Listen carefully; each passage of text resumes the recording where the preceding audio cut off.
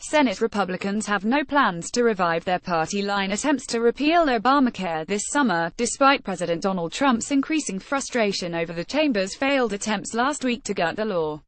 "Until somebody shows us a way to get that elusive 50th vote, I think it's over," said Sen.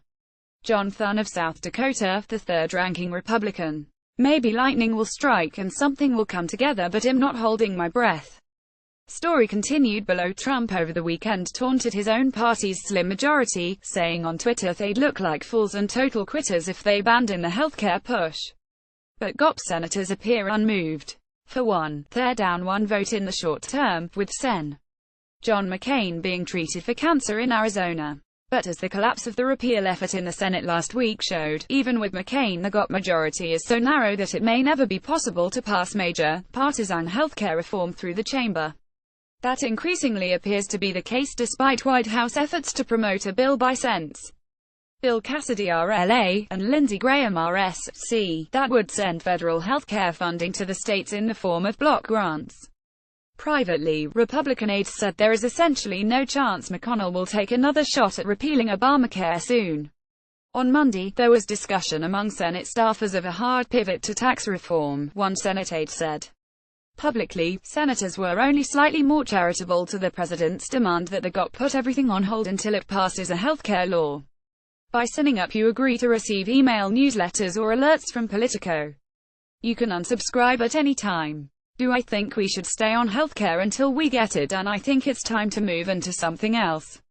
Come back to healthcare when we've had more time to get beyond the moment we're in and see if we can put some wins on the board, said Sen. Roy Blunt of Missouri, a member of GOP leadership. Tax reform, infrastructure are the kinds of things we ought to be looking at. Pressed to respond to Trump's Twitter tirade against the Senate GOP, Blunt said, "What do you want me to say about that? Obviously we didn't give up and we didn't quit. We can come back to this at another time and I'm sure we will."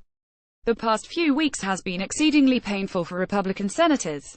After his cancer diagnosis, McCain flew back to provide a critical vote for opening debate on Obamacare repeal, only to crush the GOP's hopes days later of passing even a stripped-down bill to undo the law's individual mandate. Trump scolded Sen. Lisa Murkowski-Walaska in a private phone call for her opposition to opening debate on repeal.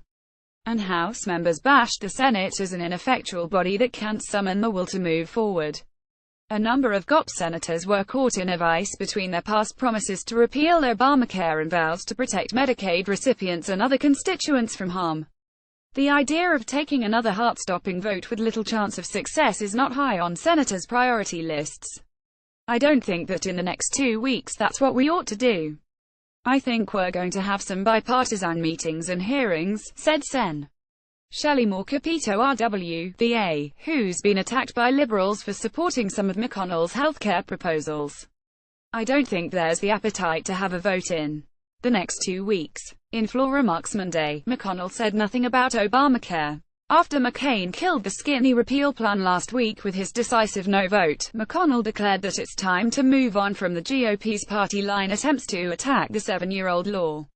His office had no new comment on the repeal effort Monday. Some rank-and-file Republicans want to try and keep up the fight even as more senior members echoed McConnell's move-on comments.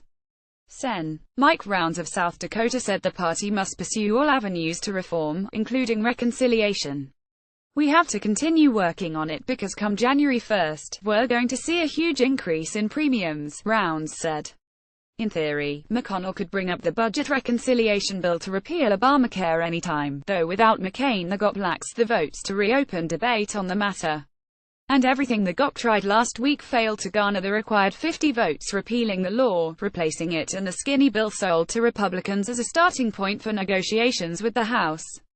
We're just thinking about everything right now. I don't have any announcement for you, Majority Whip John Cornyn our Texas said of the Senate's agenda. I wouldn't leap to any conclusions. Give us a chance to talk about and figure out what's next. What we don't know is next is nominations. Indeed, for the next 2 weeks the chamber is expected to focus on confirming Trump's nominees, including a new circuit court judge from Alabama, a new National Labor Relations Board member and probably a vote on FBI Director nominee Chris Wray. The Senate is currently expected to leave for recess at the end of next week.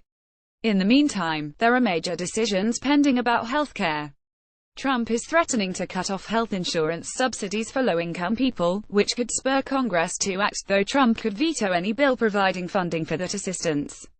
Republicans also have to decide whether to abandon the budget reconciliation vehicle they'd been using to try to repeal Obamacare, a tool that allows them to skirt Democratic filibusters. The White House is pushing the bill from Graham and Cassidy, and some lawmakers are talking about a bipartisan bill to stabilize insurance markets.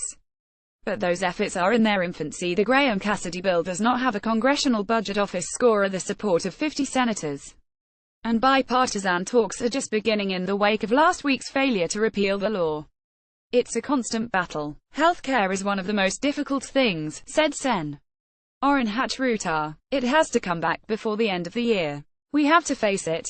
Hatch paused when asked if HES referring to another party line repeal effort. "Oh, I hope it'll be bipartisan," he said.